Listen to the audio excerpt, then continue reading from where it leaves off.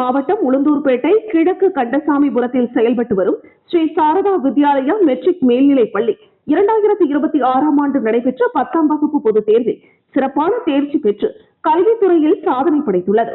பள்ளியில் மாணவி காயத்ரி தேவி 500 மதிப்பெண்களுக்கு 497 மதிப்பெண்கள் பெற்று பள்ளியில் முதலிடத்தையும் மாவட்ட அளவிலும் முன்னிலை பெற்றுள்ளார். மாணவர் பாரதி ராஜா மற்றும் மாணவி தேசியா தலா 495 மதிப்பெண்கள் பெற்று 2ஆம் இடத்தையும், மாணவி புஷ்பஞ்சலி 493 மதிப்பெண்கள் பெற்று 3ஆம் இடத்தையும் பிடித்துள்ளனர்.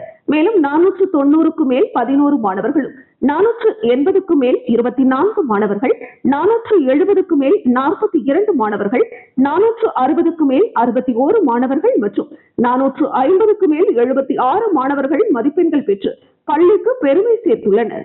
கணித பாடத்தில் 4 மாணவர்கள் 100க்கு 100 மதிப்பெண்கள் பெற்றுள்ளனர். அறிவியல் பாடத்தில் 13 மாணவர்கள் சென்டம் எடுத்து சாதனை படைத்துள்ளனர். அதேபோல் தமிழ் பாடத்தில் 9 மாணவர்கள், ஆங்கிலத்தில் 18 மாணவர்கள் மற்றும் சமூக அறிவியலில் 8 மாணவர்கள் 99 மதிப்பெண்கள் பெற்றுள்ளனர். மாணவர்களின் இந்த சிறப்பான வெற்றிக்கு பள்ளி நிர்வாகம், ஆசிரியர்கள் மற்றும் பெற்றோர்கள் பாராட்டு தெரிவித்து மகிழ்ச்சி அடைந்தனர்.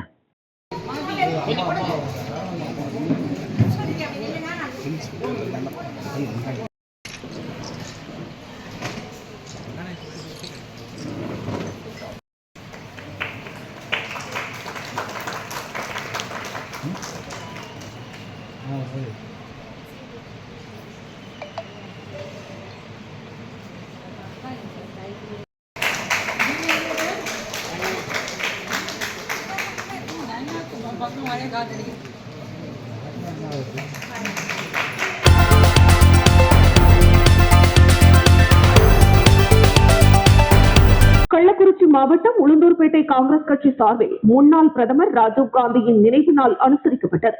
மாவட்ட தலைவர் இதயத்துல்லா தலைமையில் மாவட்ட துணைத் தலைவர் சீனிவாசன் முன்னிலையில் நடைபெற்ற இந்த நிகழ்ச்சியில் 150க்கும் மேற்பட்டோர் அதிமுக, திமுக, தமாகவில் இருந்து விலகி காங்கிரஸ் கட்சியில் தங்களை இணைத்துக் கொண்டனர்.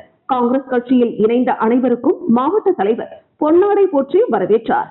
இதனைத் தொடர்ந்து நாராயணன் தியேட்டர் பேருந்து நிழற்குடை நிறுத்தத்தில் இருந்து ராஜீவ்காந்தி திருவுருவ படத்துடன் அலங்கரிக்கப்பட்ட வாகனத்தில் அமைதி பேரணியாக சென்று பேருந்து நிலையத்தில் உள்ள அவரது சிலைக்கு மலர்கள் தூவி மாலை அணிவித்து அஞ்சலி செலுத்தினர்.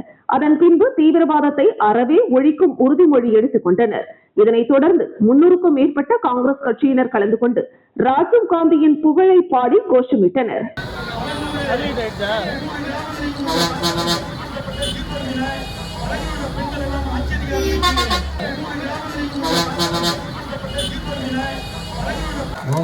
ராஜீவ்காந்தியின் புகழ், கணினி புரட்சிய நாயகன், பஞ்சாயத்து ராஜ் அமைப்பின் ராஜீவின் புகழ், முன்னாள் பாரத பிரதமர் ராஜீவின் புகழ், ராஜீவ்காந்தி.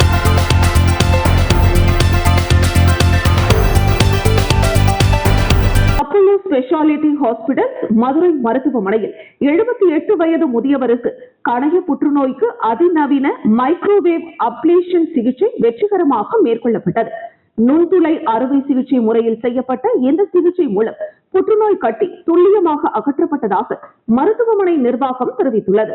ராஜபாளையத்தை சேர்ந்த முதியவர் உடல் எடை குறைவு, பசியின்மை உள்ளிட்ட அறிகுறிகளுடன் அனுமதிக்கப்பட்ட நிலையில் பல்துறை மருத்துவ நிபுணர்கள் இணைந்து பிலியோ டைஜஸ்டிவ் பைபாஸ் அறுவை சிகிச்சையுடன் மைக்ரோவேவ் அப்ளேஷன் சிகிச்சையையும் மேற்கொண்டனர். இந்த முறையில் கட்டுப்படுத்தப்பட்ட வெப்ப ஆற்றல் மூலம் புற்றுநோய் செல்கள் அழிக்கப்படுவதோடு சுற்றியுள்ள ஆரோக்கியமான திசுக்கள் பாதுகாக்கப்படுகின்றன. முதியவர்கள் மற்றும் அதிக ஆபத்துள்ள நோயாளிகளுக்கு இந்த சிகிச்சை பயனுள்ளதாக மருத்துவர்கள் தெரிவித்தனர். ப்ராப்ளம் மத்த கேன்சரை விட கணைய கேன்சர் பாக்குறவங்க எல்லாம் அறுவை சிகிச்சை பண்ணி சரி பண்ண முடியாத ஸ்டேஜ்ல பார்ப்போம். ஏன்னா இனிஷியல் ஸ்டேஜ்ல சைலண்டா இருக்கும். சம்டைம்ஸ் டயக்னோஸ் பண்றப்பே அது பரவி இருக்கு. அப்ப மக்களுக்கு ஒரு அவேர்னஸ், கணையத்துல கேன்சர் வரலாம், அந்த கணையத்துல கேன்சர் வந்தா அதை ஏர்லியரா டயக்னோஸ் பண்ணா சரி பண்ண முடியும். அப்ப எப்படி ஏர்லியரா டயக்னோஸ் பண்றது அப்படின்னா, அவங்க உடல்நிலையில ஒரு மாற்றம், திடீர்னு ஒரு வெயிட் லாஸ் ஆகுது, திடீர்னு யூரின் மஞ்சள் கலரா போகுது, திடீர்னு ஒரு தீராத வயிற்று வலி இருக்கு, இந்த மாதிரி எல்லாம் இருக்கு அப்படின்னா அது எஸ்பெஷலி டயபெட்டிக்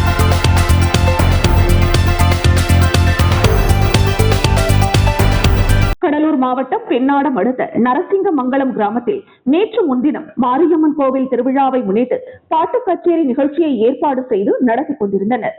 அப்போது அங்கு சென்ற பெண்ணாடம் காவல் ஆய்வாளர் சரவணன் மற்றும் காவல்துறையினர் பாட்டு கச்சேரிக்கு அனுமதி இல்லை என கூறி தடுத்து நிறுத்தியுள்ளனர். இதனால் அப்பகுதி மக்களுக்கும் காவல்துறையினருக்கும் இடையே தகராறு ஏற்பட்டுள்ளது. அப்போது ஆத்திரமடைந்த ஆய்வாளர் சரவணன் ராமச்சந்திரன் என்பவரின் மகன் 26 வயதான அசோக்ராஜ் என்பவரை தாக்கியதாக கூறப்படுகிறது. இதில் அசோக்ராஜ் இடது கையில் மூட்டு நழுவி உள்ளது.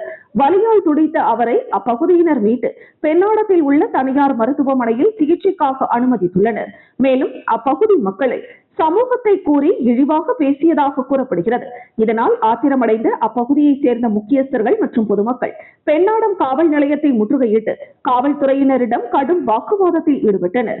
அப்போது ஆய்வாளர் சமூகத்தை கூறி இழிவாக பேசியதாகவும் இதனால் அவர் மன்னிப்பு கேட்க வேண்டும் என்றும் கோரிக்கை வைத்து காவல் நிலையம் முன்பு சாலை மறியல் போராட்டத்தில் ஈடுபட முயற்சித்தனர். அப்போது பொதுமக்களிடம் சமாதானம் பேசிய மற்ற காவல்துறையினர் இனிமேல் இதுபோன்ற தவறு நடக்காது என கோரி சமாதானம் செய்தனர். அதனைத் தொடர்ந்து ஆய்வாளர் சரவணன் தன்னை மன்னித்து விடுமாறு இரு கைகளையும் கூப்பி பொதுமக்களிடம் பகிரங்க மன்னிப்பு கேட்டார். இதனால் அவர்கள் சாலை மறியல் போராட்டம் செய்யாமல் அங்கிருந்து கலைந்து சென்றனர்.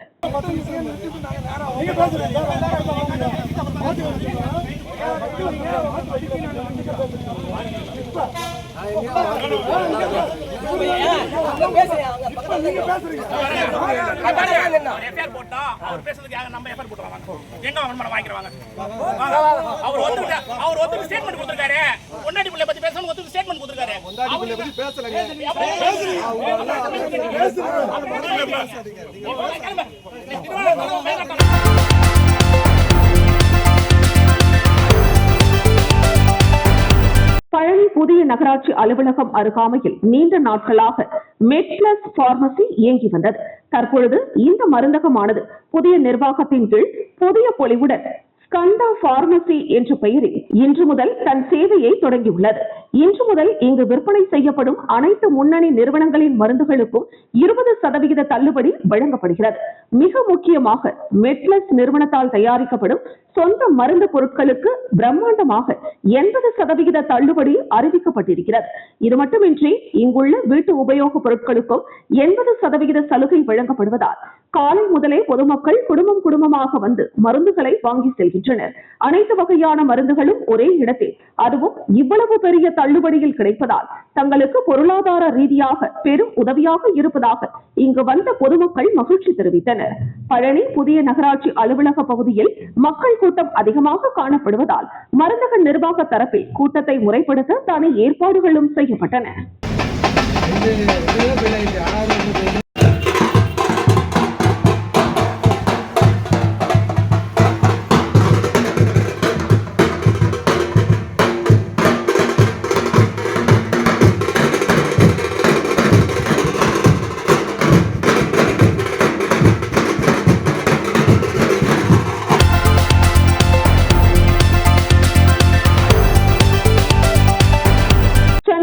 தாம்பரம் மாநகராட்சி பல்லாவரம் சட்டமன்ற அலுவலகத்தில் பத்திரிகையாளர்கள் சந்திப்பு நடைபெற்றது. பத்திரிகையாளர் சந்திப்பில் எப்போதும் மக்களுக்காக என்ற ஸ்கேனர் வெளியிட்டு அதில் உள்ள QR கோட் பயன்படுத்தி மக்கள் தங்கள் பகுதியில் உள்ள குறைகளை பதிவு செய்யும் வகையில் இந்த ஸ்கேனர் தொடங்கப்பட்டுள்ளது. தொடங்கப்பட்டு 2 நாட்களில் 200க்கும் மேற்பட்ட மக்களின் குறைகள் பதிவு செய்யப்பட்டுள்ளது. மேலும் இதுகுறித்து சட்டமன்ற உறுப்பினர் பேசுகையில் பல்லாவரம் தொகுதியில் உள்ள சாலைகள், மழைநீர் கால்வாய்கள் சீரமைக்கப்படும் எனவும் சில சாலைகள் ஓரிரு இடங்களில் பள்ளங்கள் அனைத்தும் தற்காலிகமாக சீரமைக்கப்படும் எனவும் நாங்கள் புதிதாக ஆட்சி அமைத்து இருக்கிறோம். அனைத்து இடங்களையும் ஆய்வு செய்து அமைச்சரிடம் தெரிவித்து நடவடிக்கை மேற்கொள்வோம் என தெரிவித்தார்.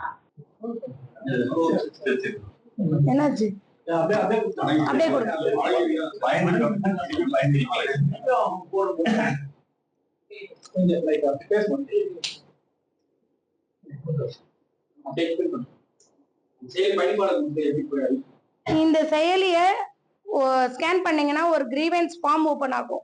அந்த ஃபார்ம் மூலியமா நீங்க